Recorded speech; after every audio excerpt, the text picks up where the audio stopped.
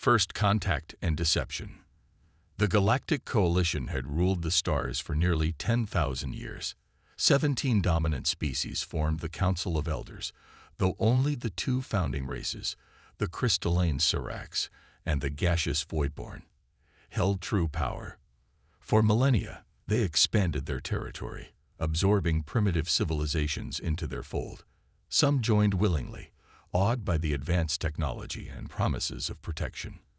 Others resisted and were subjugated through shows of overwhelming force. The pattern never changed.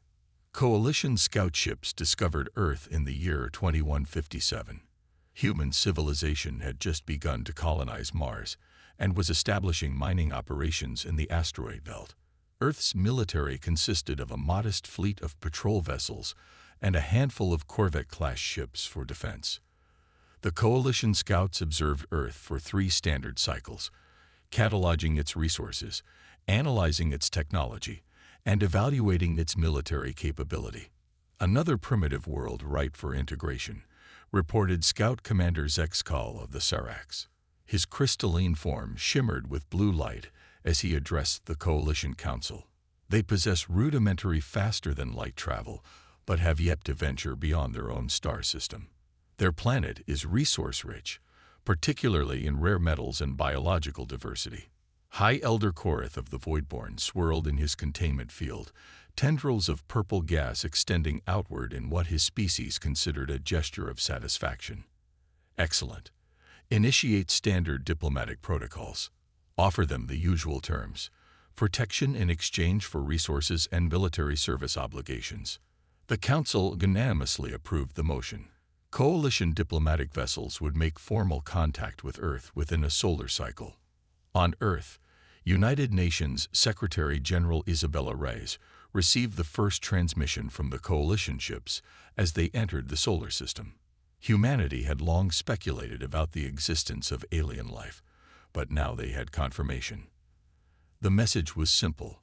Representatives of an advanced galactic community wished to establish peaceful relations with Earth. The first meeting took place in Geneva. Coalition representatives arrived in sleek, crystalline shuttles that descended silently from the sky. The aliens were a sight to behold. Towering crystalline beings with faceted bodies that refracted light in hypnotic patterns, and floating containers of swirling gas that communicated through sophisticated translation devices. "We welcome you to the Galactic Coalition," announced Ambassador Krinklar, his crystalline body pulsing with light as he spoke. "We offer Earth protection, technological advancement, and a place among the stars." Secretary-General Rice listened carefully as the terms were explained. Earth would receive limited technological upgrades, protection from hostile races, and trading rights with other Coalition worlds. In exchange, Earth would provide raw materials, allow Coalition military bases on Earth and its colonies, and contribute soldiers to the Coalition defense forces. What went unsaid was that Earth would have no voting power in Coalition matters, no access to advanced weaponry, and no right to expand beyond its current territory without permission. The Coalition terms were non-negotiable. "We thank you for your generous offer," Rice said diplomatically.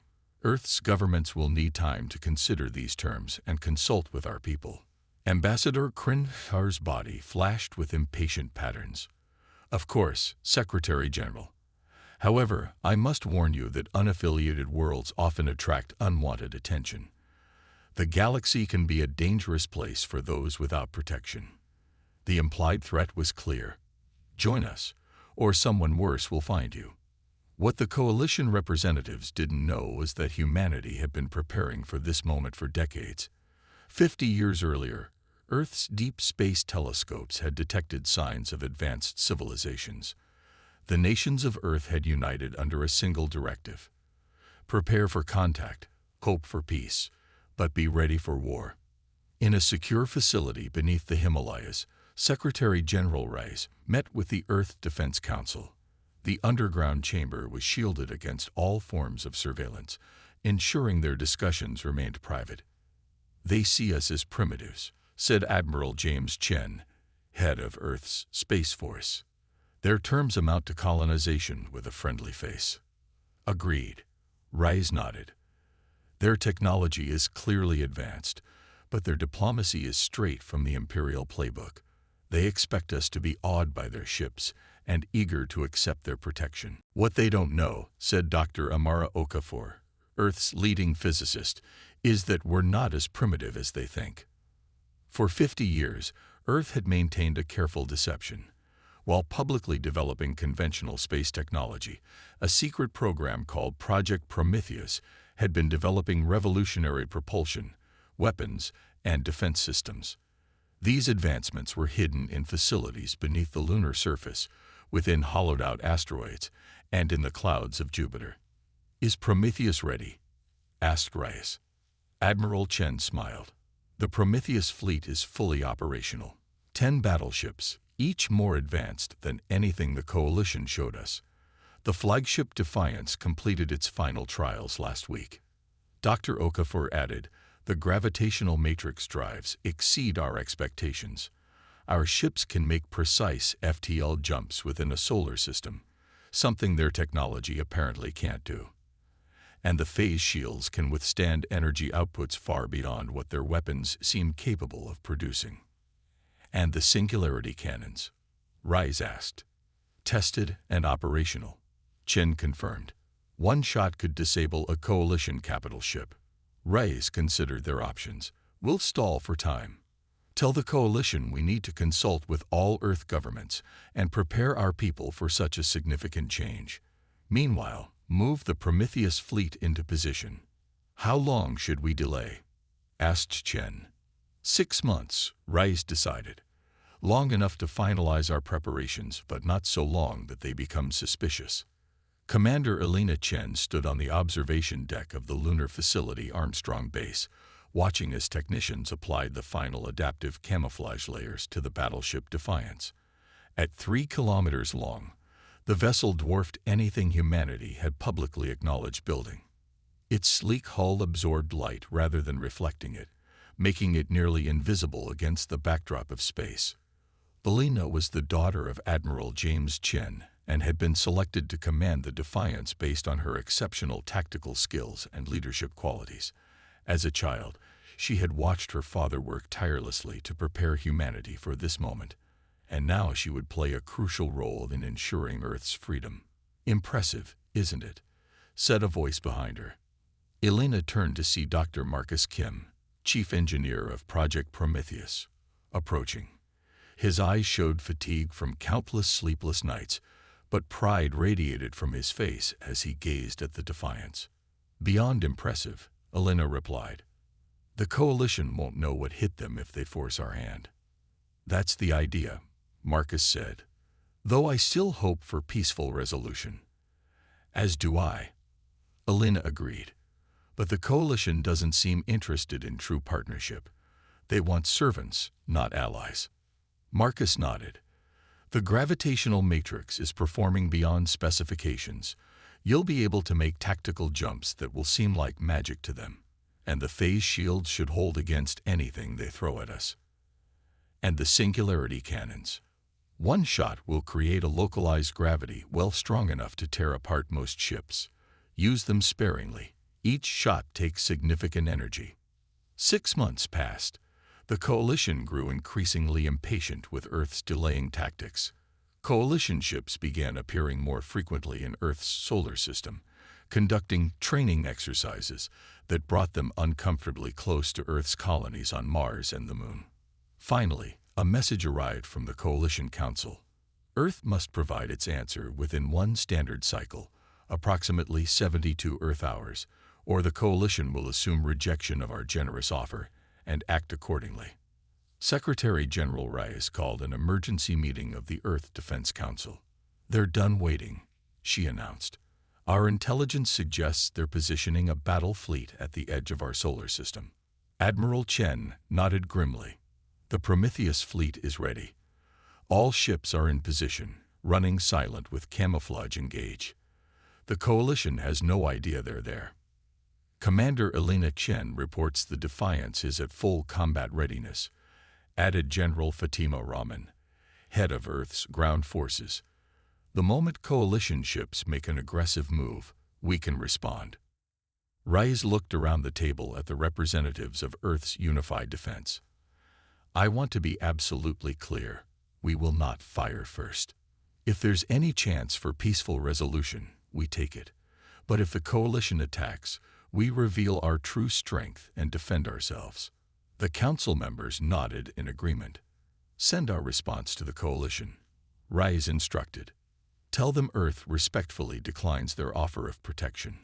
We are open to establishing diplomatic relations as equals, but will not accept subordinate status. The message was sent.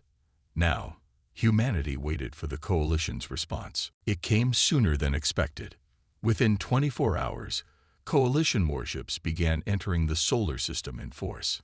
50 vessels, ranging from frigates to massive dreadnoughts, formed a battle formation and headed directly for Earth. The time for deception was over. Humanity would reveal its true strength. Revelation and confrontation. Coalition High Commander Vexnar stood on the command deck of the dreadnought Inevitable Dominance, watching as his fleet approached the third planet of this unremarkable star system. His crystalline body pulsed with anticipation. These diplomatic missions usually ended the same way: a show of overwhelming force, followed by immediate capitulation of the primitive species. Status report, he commanded.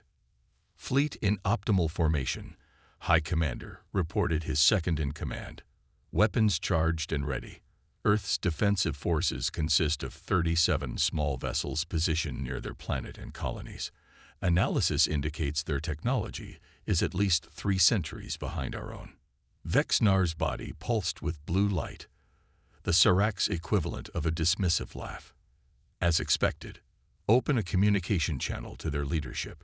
The large view screen illuminated, showing Secretary General Rais seated calmly at her desk. Earth leadership. Vexnar began, his translation device converting his crystalline vibrations into human language. You have rejected the coalition's generous offer. This is unwise. We have arrived with 50 warships capable of reducing your civilization to ash. Reconsider your position immediately, or face the consequences. Ray showed no sign of fear. High Commander, Earth stands by its decision. We wish to establish peaceful relations with the coalition as equals, not subordinates. We ask that you withdraw your fleet from our space immediately. Vexnar's body flashed with red pulses of anger. You fail to understand your situation. Perhaps a demonstration is needed. He turned to his weapons officer. Target one of their orbital stations. Low power, enough to disable but not destroy it. Let them see what they face. High Commander, interrupted the sensor officer, his crystalline form vibrating with confusion. I'm detecting unusual energy readings from Earth's moon. Insignificant, Vexnar dismissed. Their primitive technology poses no threat. Sir, the sensor officer insisted, these energy signatures are unlike anything in our database. They're massive. The view screen changed to show the dark side of Earth's moon. For a moment, nothing seemed unusual. Then, the lunar surface appeared to shimmer, like heat rising from a desert floor. Suddenly, where there had been nothing, 10 enormous vessels appeared, each at least 3 kilometers in length, dwarfing even the coalition dreadnoughts. The bridge of the Inevitable Dominance fell silent. The human vessels were unlike anything the coalition had encountered. Their hulls seemed to absorb light rather than reflect it, and patterns of energy danced across their surfaces like living things. Impossible, whispered Vexnar, his confidence evaporating. Their technology was assessed at pre-interstellar level. These ships cannot be real. On the view screen, Rais smiled slightly. High Commander, allow me to introduce the Earth Defense Fleet. We had hoped this introduction wouldn't be necessary. A new face appeared on the screen. A human female in a dark uniform with gold insignia. This is Commander Elena Chen of the EDF Defiance. Your fleet has entered sovereign Earth space with hostile intent. Power down your weapons and withdraw. This is your only warning. Vexnar's crystalline body vibrated with rage and disbelief. This is some form of deception. These ships cannot be real. Coalition intelligence has been monitoring Earth for years. You do not possess this level of technology. That's what we wanted you to believe, replied Commander Chen calmly. We've been aware of extraterrestrial civilizations for 50 years and have been preparing accordingly. What you see is only a fraction of Earth's true capability. Vexnar turned to his tactical officer. Scan those vessels. This must be a trick, holograms, or sensor manipulations. The tactical officer worked frantically at his station. When he spoke, his voice vibrations conveyed stunned disbelief. High Commander, scans confirm these are physical vessels. Power readings they're off our measurement scales. Their hulls contain materials unknown to our science, and they're generating gravitational distortions that suggest propulsion technology beyond our understanding. As if to demonstrate this point, one of the Earth vessels simply vanished from its position and reappeared instantly behind the Coalition fleet. Impossible, exclaimed the navigation officer. No ship can make an FTL jump with that precision within a solar system. Another Earth ship disappeared and reappeared to the left of the Coalition formation. Then another to the right. Within moments, the Earth fleet had surrounded the Coalition ships completely. On the Defiance, Alina Chen watched the Coalition fleet with steady eyes. Tactical, target their flagship with kinetic disruptors. Minimal power, we want to disable, not destroy. Targeted, Commander. Fire. From the Defiance, a pulse of blue energy shot toward the inevitable dominance. The energy wrapped around the Coalition flagship like a net of lightning. Instantly, the Dreadnought's lights flickered and died. Status of the Coalition flagship? Elena asked. Their primary systems are offline, Commander. Life support and basic functions remain operational.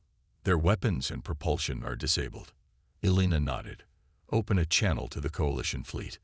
On the secondary command deck of the inevitable dominance, where emergency powers still functioned, Vexnar watched with growing horror as his mighty flagship drifted powerless in space.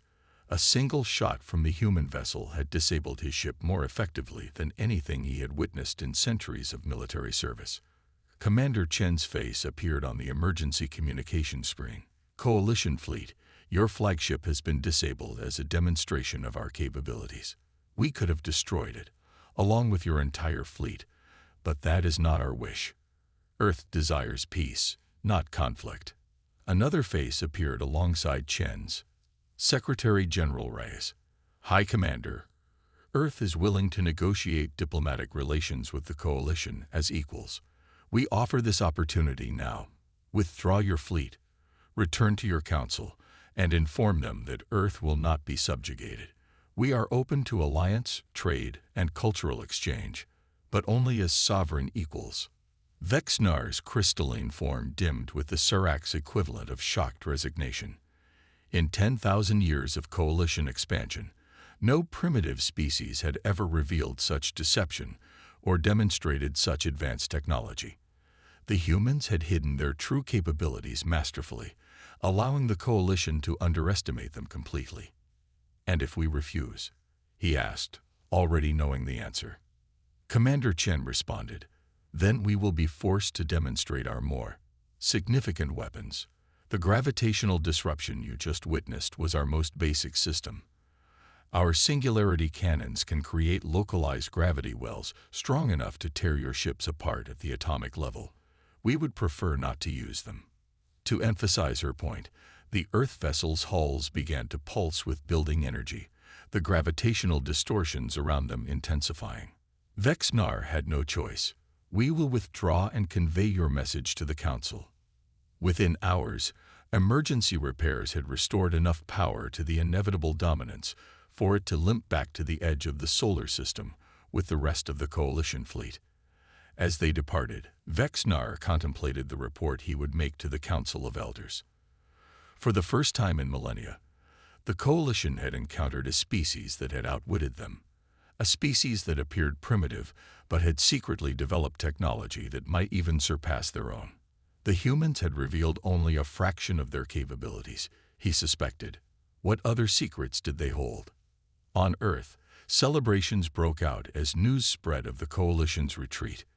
In the secure facility beneath the Himalayas, Secretary General Rice met again with the Earth Defense Council. Phase 1 was successful, Admiral Chen reported. The coalition withdrew without casualties on either side. Our intelligence suggests they're in shock at the level of technology we displayed. What do we expect their next move to be? Asked Rice. Dr. Okafor spoke up. Based on psychological profiles of the dominant coalition species, they're likely to reassess their entire approach. They've built their empire on technological superiority, and we've just challenged that foundation. Will they return with a larger force? General Raman asked. Admiral Chen shook his head. Unlikely. Our intelligence suggests they don't have many more ships of that class. More importantly, they won't risk them against weapons they don't understand.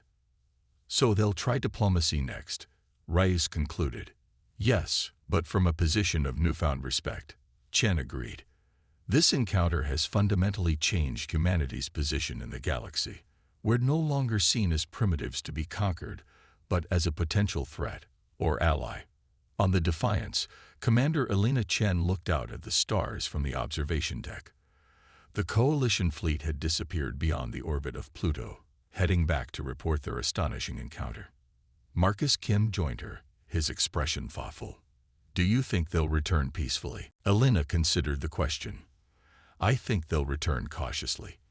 We've shown them that their assumptions about primitive species were dangerously wrong. That knowledge will spread throughout the galaxy. And humanity's place in the stars? Marcus asked. Elena smiled. That's what we'll determine next. We've earned our right to negotiate as equals. Now we build a future where humanity takes its place among the stars on our own terms, not as servants or subjects, but as partners and pioneers. As the Defiance moved into orbit around Earth, the first chapter of humanity's galactic story had been written. The coalition had arrived expecting to find primitives. Instead, they had encountered a species that had mastered the art of deception and developed technology that challenged their millennium of dominance. The galaxy would never be the same again. Humanity had announced its arrival not with submission, but with a demonstration of strength that would echo across the stars for centuries to come.